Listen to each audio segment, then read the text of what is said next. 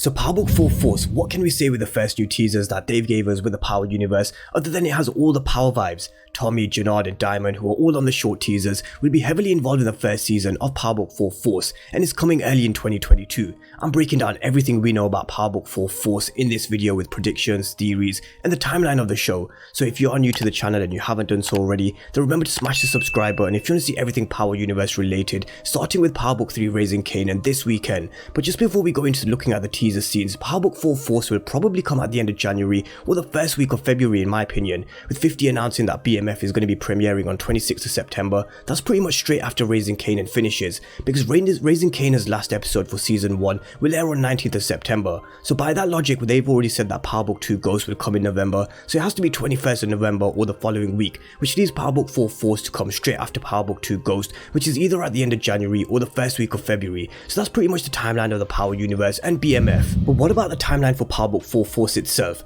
Tommy was originally supposed to be heading off to LA after season 6 episode 13, and if it wasn't for the delays then maybe that would have happened, but for some reason Tommy stopped in Chicago, or he was stopped by someone. Now I believe Power Book 4 Force will kick off straight from when Tommy left New York at the end of Power Book 2 Ghost season 1. It only makes sense, but I really wouldn't be surprised to see if there were scenes that were filmed before he gets to Chicago, and this is something that I've touched on in one of my previous Tommy videos, where Josie Sikora teased in the timeline that there could be scenes that were filmed before he enters Chicago, which gives us an idea of why he went to Chicago and not LA.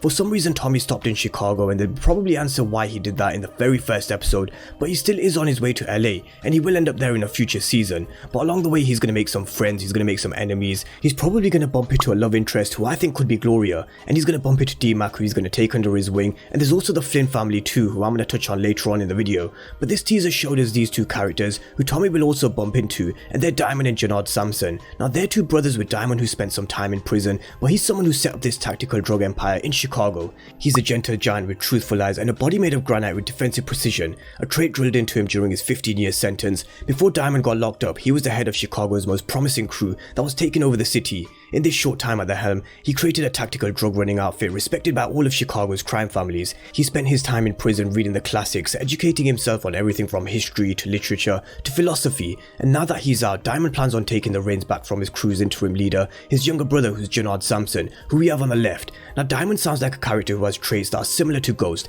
intellectually smart and a body built like granite, and someone who built this tactical drug running outfit that was respected by all of Chicago's crime families. But because he's fresh coming out of prison, he's going to want to take the drug empire back from his younger brother Jenard. I expect there to be a power struggle between the two unless they really get along and run the drug empire together, but it is never as simple as it sounds. Tommy and Ghost used to fight all the time about how to do things. Classic example was when their organization was being hit in the first season and they were due to sit down with the premieres. Ghost told Tommy not to tell them that they were turning shit back on. What did Tommy do? He told him that he was turning shit back on. So I really wouldn't be surprised to see the disagreements, some fights, and possibly a power struggle between Jenard and Diamond about how to run things. Let's not forget, Diamond has been inside for 15 years, and Jenard has taken the reins and they've been doing shit his way for 15 years, so will he give up this power so easily? Now Jenard is a student, but not a traditional one, a shining star who was gifted from birth. Jenard was accepted into Brown University within days of his older brother Diamond being sentenced to 15 years. Jenard parked his ambitions of academia and took the reins of one of Chicago's most largest crews.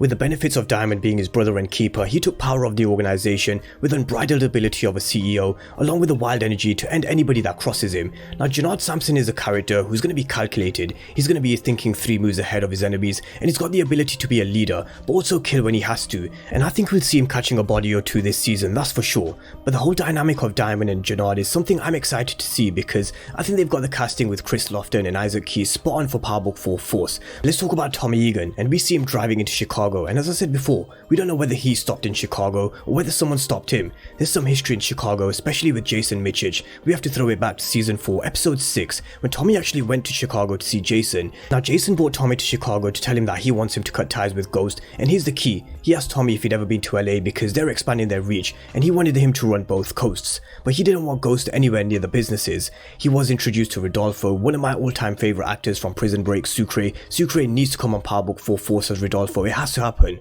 But there's also the Serbs in Chicago, and they could very well play a part. But Tommy says he's only good at one thing, and that's the streets. He's never known anything else. The clubs, the businesses, that was all Ghost, but he's gone. There's no Ghost in Power Book 4 Force, but there will be different versions of Ghost. For example, Tommy has an inner Ghost in himself. We've seen him take the lead and make Ghost-like plays when he took control over the situation with Milan. And as Power Book 4 Force gets going, and as Tommy realizes that he has no Ghost, he'll come to the realization that, oh, okay, I can do this shit on my own. He'll have to adapt his way of working because how they do things in Chicago will be different to how they did things in New York. So he's gonna have to adapt in the sense that he'll have to be a new Tommy, a much more smarter and a calculated Tommy, but still with the same traits we love him for, which is his ruthlessness, his temper, and him cancelling Christmas. And cancelling Christmas is what we see in this scene here. He's absolutely gonna smash Simon's face. For those who don't know, this is Phil Donlan, who's gonna be playing Simon McDougal on Power Book 4 Force. Why he's beating Simon up is yet to be seen, but Tommy's gonna have to make his mark on this city somehow. I really wouldn't be surprised to see someone like Simon step up to Tommy, not knowing who he is or what he's about, but he's soon gonna find out what Tommy can do. And I'm sure this isn't the last of what we've seen of Tommy cancelling Christmas.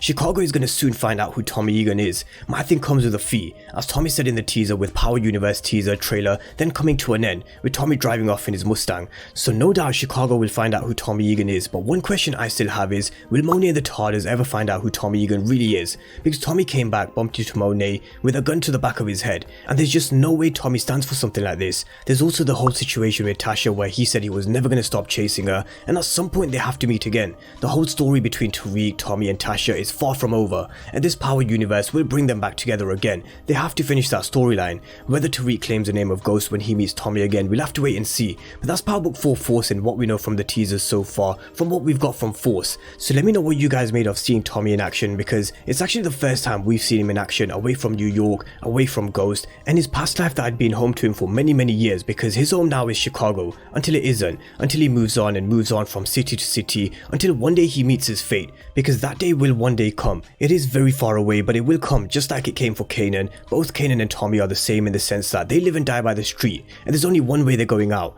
But I'm sure that story is for another day in many years in the future. I'm sure we have Tommy on our screens for many years on Force, hopefully, along with characters such as Jenard and Diamond. So let me know what you guys think down below in the comment section about seeing Tommy in action for the first time since he left New York. Drop me all your thoughts on Jenard and Diamond as well, and your general predictions for Power Book 4 Force. And of course, if you're new to the channel and you haven't done so already, then remember to smash the subscribe button if you want to see everything Power Universe related. But as always, thank you guys for watching, and I'll see you next time.